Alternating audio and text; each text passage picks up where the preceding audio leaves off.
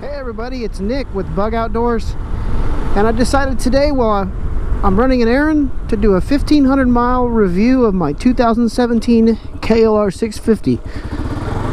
So sit back, relax, and enjoy the video.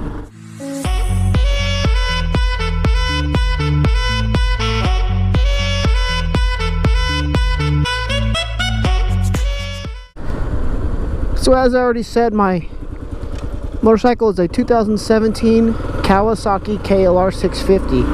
Now I bought this brand new in August of 2018, and I just passed 1,550 miles, so I thought I'd do a review. I'll tell you the good, I'll tell you the bad, I'll tell you what I've done, and I'll tell you what I want to do to make it better. I'll start out by telling you a little bit about myself. So I've been riding motorcycles for probably about 12 years. I actually started on a Honda CBR 1100 XX Blackbird. I actually bought that bike before I even knew how to ride a motorcycle, and I had to have my father ride it home because I didn't know how. Now I don't know if you know a lot about that bike, but that's basically like a rocket ship. It's 1100 cc's of just fast, and it was a blast. I've owned 2 of those throughout my 12-year riding career. I've also owned 2 Honda ST 1300s, and those are like a big touring bike, like what police ride. And those have always been comfortable. I've always enjoyed them, but they were not in any way exciting. So how did I end up on the KLR 650? Well, like a lot of you probably, I saw a British TV show called The Long Way Round. This was with Ewan McGregor and Charlie Borman, where they rode BMWs across the world. I watched that and I was hooked. My dad got it for me because my dad rides motorcycles, and he thought I'd enjoy it, and that was it. That was all it took. I started looking into dual sports because I really didn't know anything about it. I didn't even know that there were, street legal type dirt bikes. And that's when I found a YouTuber named Tyler. And Tyler has a channel called Everride. Most of you probably know who that is. So when I found Everride was back when he was doing his D-Cam series, which is dirt cheap adventure motorcycling. In this series, he fixed up a old beat up Gen 1 KLR 650, and that was it. That was what got me. I ended up getting a Honda XR 650R, which is not a KLR and is like a street legal dirt bike on steroids. And this is the first bike I ever rode off-road. I rode it enough to where I really enjoyed it, but family issues happened and I had to sell it. And ever since I sold it, I always wanted another dual sport. I enjoyed it. I was riding just my Honda ST 1300. I actually bought it in Dallas, Texas, and rode it back to California. I liked it so much. Well, I finally had enough, and I decided it was time to get off the touring bike and get onto a dual sport. And that's when I bought my KLR brand new last year. So my father, who also rode street bikes, ended up buying a 2017 KLR 650 just like mine a few months after I bought mine. That's how addicting these are. Now a little bit about what I've done to this bike. I'm 6'4", and depending on when I weigh myself, between 240 and 255. So I'm not a small guy. And that was one of my biggest issues about always riding a bike. Now the KLR is very, very tall. As most of you guys know, this bike is tall to the point that people lower it, and it's one of the #1 complaints about the bike. At 6'4", the height is absolutely perfect for me. I can swing a leg over the seat still. I'm not on my tippy toes standing up, and it is just extremely comfortable. However, I have made a few modifications to my bike. So as far as comfort mods, the first thing I actually did was I added the MadDog seat cover. Now this seat cover is about 20 bucks. It's sold on Amazon, and it's super easy to install. In fact, I made a install video, and I'll link it in the description, but it's pretty self-explanatory. I also have added a zero gravity light smoke touring windshield, as you can probably see right here. And that has made a big difference. With the stock windshield at 6'4", the wind hits me pretty much my upper chest. With this windshield, it hits me pretty much right in my eyes. So I also am going to add a windshield riser kit, and I actually just received it. I just have not installed it yet, but I definitely will get a video out on that. I totally just realized that I passed my street because I was too carried away with talking to you guys. I worked all day today, and I knew I was not going to have a chance to ride because I worked all day, and I've got to work all day tomorrow, but my wife wants Panera. So any excuse I can find to get on my bike, well, I do. Also, it's not the best weather. It's probably 50 degrees, which for Northern California where I'm at, that's pretty dang cold. I know a lot of you guys are going to laugh at me in Canada and all these places where it's below zero. 50 degrees here, man, I'm wearing a winter jacket and pants and everything. And it's also supposed to rain soon, so we'll see. I guess then I could check out how waterproof my riding jacket and everything is. Now, a few of the other modifications I've done to this bike just to make it a little better is I've added the SW Motec crash bars, which I think anyone who rides this bike and may or may not ride it off-road should add. It's definitely a radiator saver, and it's worth the investment. I also added a low-profile oil drain plug and some El Cheapo Amazon mirrors. Now, at 6'4" again, the only thing I can see in the stock mirrors is my shoulders, so I added these. I think they're around $20 to $25 on Amazon, and they're supposed to be, I think, a Versus, however you say that, an imitation of those. I don't think I would really recommend these, only because they vibrate so bad, and also the first two sets they sent to me were both cracked. So I think what I'm going to end up probably doing is just getting some mirror extensions and putting the stock ones back on. As far as luggage, I have not done any type of side boxes or panniers yet, but I did install a Shad SH40 cargo top box. This box has been fantastic, and I can actually fit a full face helmet in it, which is why I got it. I can't say that I really enjoy the look of it. Kind of looks like, you know, the butt end of a scooter, but it's functional. I really like the look of the Pelican case on the top box, and I wanted to do that, but I can't figure out a way of easily swapping between both of them, so I end up with just the Shad top box. So I have people ask me quite a bit where I'm at, and I'm actually just in a small town called Manteca, California. I'm just south of Stockton and just east of Tracy, kind of just middle of nowhere. I don't have a lot of easily accessible off-road riding around me, but I have done a little bit. I've actually only taken this bike off-road twice now, and both times I've done on video. So if you look at my other videos, you'll see my first off-road ride, and my dad actually drops his bike in that one. And then the winter fishing trip, which I took this bike fishing, is the other time I went off-road. So what are the good things about this bike? Well, a lot. I really enjoyed this bike. For one, it's inexpensive. I think out the door brand new this bike was a little over $5 grand. Now the 2018 models were out, so I got a couple $100 off by not getting a 2018. The other good things about this bike is, in my opinion, it is extremely easy to ride. Of all the bikes I've ridden, this has got to be the easiest thing to ride. It's nimble, it's not in any way fast, or, you know, it doesn't have enough power that you're going to instantly get yourself in trouble, although you still can. It's easy to maintain, it's carbureted, you know, it's old school. It's 31 years of technology, you know, that they never really change other than the looks. There we go. Finally made it to our destination. That is a cool looking dog right there. He's just chilling in the back seat.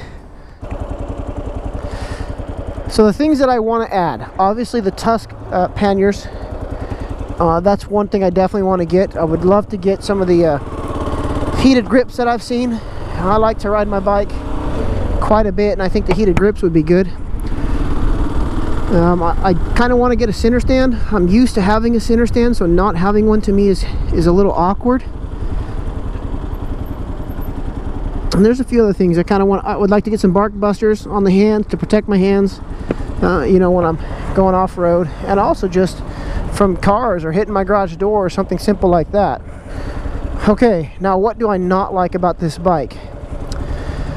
I'll tell you what I don't like, but if you really want to know some good suggestions on some of the negatives, go on YouTube, which you're already on, and just do a search for KLR delusionals. There are 6 YouTubers that all did a video about the 3 things that they don't like, and they pretty much covered it.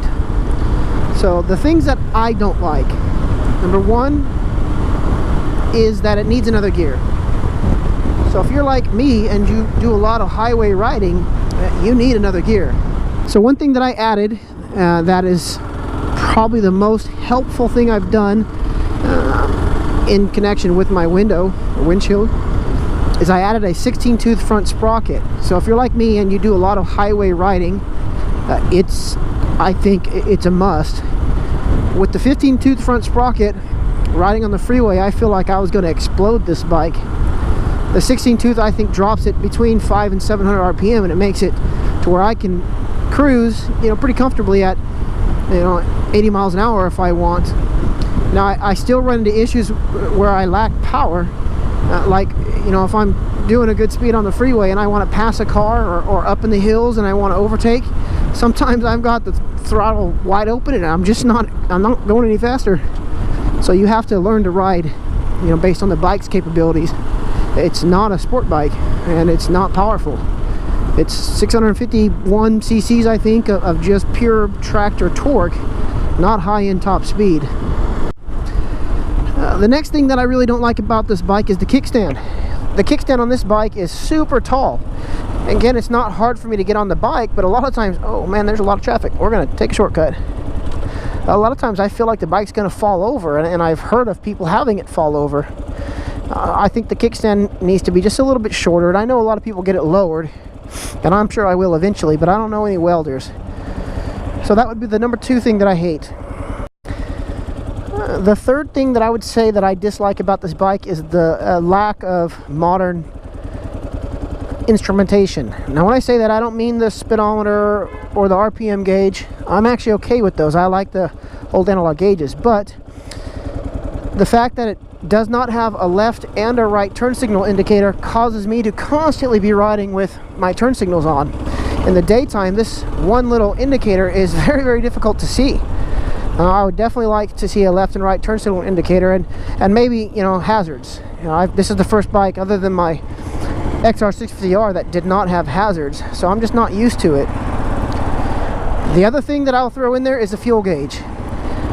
I've never had a bike without a fuel gauge other than the XR650R, which was a dirt bike. I have to get used to, keeping track of my miles. So what I do is, every time I fill up the tank, and I fill up every time, I reset the trip meter, and when I hit 200 miles, well, it's time to find a gas station. I've not had a problem. As far as fuel mileage, guy with the really loud truck probably can't hear me at all. So as far as the fuel mileage, what I did, I don't know how many miles per gallon it gets, but when I first bought this bike, when it still had the 15-tooth front sprocket, I ran it all the way to reserve just to see how far I could go, and I hit reserve at 221 miles. I don't know how long the reserve was because I went straight to a gas station. I don't want to push this bike. It's not a light bike. So that's how I do it. 200 miles on a tank and I find gas. I've not run out yet. Another thing that I really want to add to this bike that really bothers me, even though it's kind of ridiculous, is I want a light up LED digital clock. This is, other than my Honda, this is the first bike that hasn't had a clock, and I need a clock. I hate to say that, but that's the way it is now. I don't have a ton of time, and when I'm riding, I'm usually riding on a schedule. So I just dual lock taped or velcroed my imitation Chinese G-Shock watch there, and that works pretty good in the daytime, providing it's not too rough of a road, but that is absolutely useless at night. I can't see it at all right now. Now, as far as issues with this bike, I have had one issue. When I bought this bike, I was pretty strict at maintaining the manufacturer recommended RPM limit. I think it's 4,000 RPMs until 500 miles, and then 5,500 RPMs until 1,000 miles. And I don't think I broke that limit a single time. And everything was going good until I hit my 500 mile limit. I decided that I was finally able to go fast enough where I can, take a little trip on this bike on the freeway, since I can now go up to 5,500 RPM. And I did. I went on a little trip. I went up to Lake Tahoe area. I watched the Spartan race. And on my way home, I noticed that the bike was leaking oil. And I'm not talking a little leak. I'm talking when I stopped to fill up, for gas, there's a 4-inch puddle under the bike.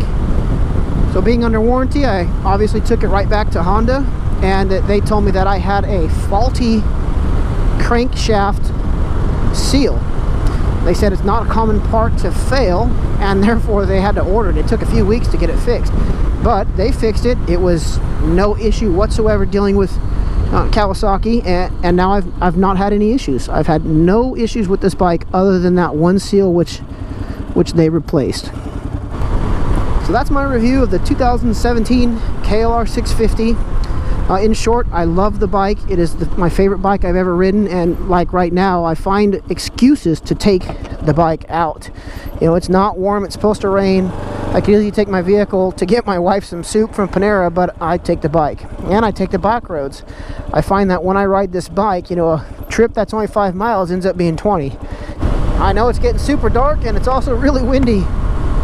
So when I get home, I'll do a close-up of the bike and some of the add-ons I've done, and just let you know kind of how it went for me.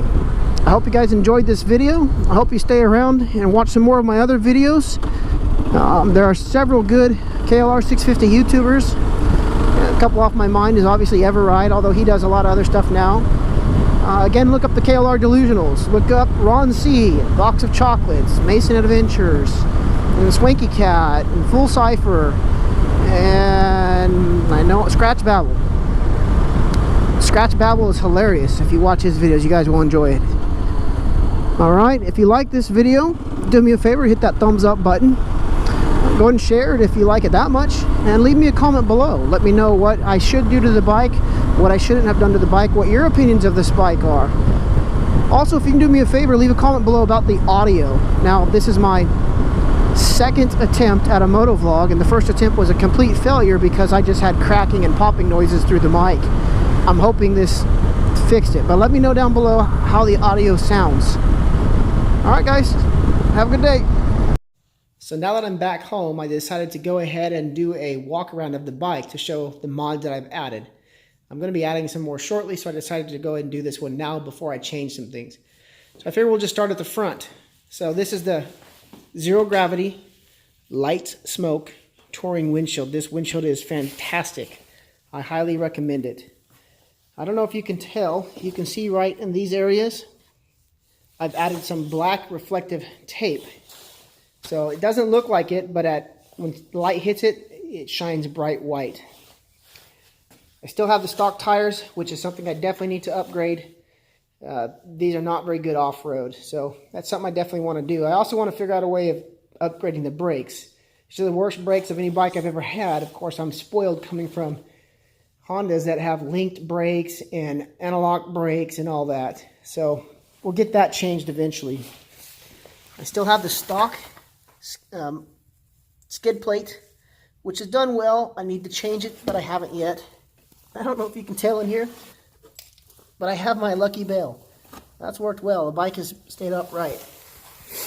Of course, I've got my shark tooth decals, which add about 5 horsepower and look awesome. SW Motec crash bars. These bars I got from Revzilla as well. I've got a lot of the stuff on here from Revzilla. I really like these bars. They were not fun to install, I'll tell you that, though. There's a bracket down here that is just, well, it'll make you drink if you don't. Again, this is my Chinese G-Shock watch, which works good in the daytime, but not at night. My cheap Amazon fake X-Claw ram mount. Now this also has a charger here you can turn on and off. So now I can charge. It's not a fast charger, and I actually don't use it. These are my Amazon mirrors that I got. Again, they're supposed to be mimic, I think a Versys or Versys, however you say it. And they simply just vibrate too much, but they're still okay. KLR bar bag. I'm not really a fan of this, mainly because I think the zipper should be on the bottom. You know, it's kind of weird flapping it this way to get stuff out. I know I've seen some of the older ones that it is reversed, so maybe find an older one. My MadDog seat cover. Again, I've done an install video on this, but it's pretty self-explanatory. It's just 3 clips that go under the seat. And you can obviously see. I'll put a link in the description of how I installed that, but it's pretty simple. So the best improvement I've done, 16 to the front sprocket. That sprocket is, you know, if you ride on the road, it is awesome. It's worth every penny. So going to the back, the Shad SH40 top box. This is the cargo version, so it has a cargo rack on top, which I have used it, and it works perfect. I have not had any issues. Just a couple of Velcro here, and also I've got the one with the seat cover, which my wife says is absolutely terrible. She doesn't like it at all. So that's pretty much all I've done to the bike. I do have here at my house the Solo Box peg lowering brackets. Again, I'm 6'4", so that's gonna definitely help. But they don't come with any hardware, so I'm gonna have to figure that out. I also have the Solo Box windshield riser and dash kit, which I'm gonna install, but I'll be quite honest, there are a few things on it I don't like. So I think we're gonna be changing that a little bit. But I'll try and get a video out soon with the riser on there. All right. I hope you guys enjoyed the video. Have a good night or day.